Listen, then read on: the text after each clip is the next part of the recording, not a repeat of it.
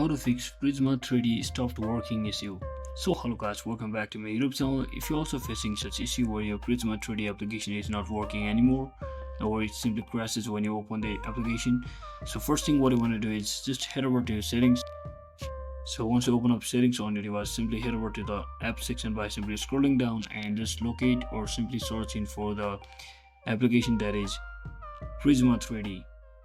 So once you locate it, just tap on that and again scroll down and click on the storage option over here and just make sure to clear all the cache.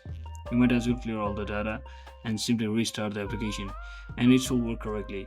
And if it's still not fixing, so there might be any issue regarding any update, so any glitch might be causing that issue. So you can just head over to Play Store and simply search it for Prisma 3D and make sure if there's any new update available, you have updated the application to its latest version.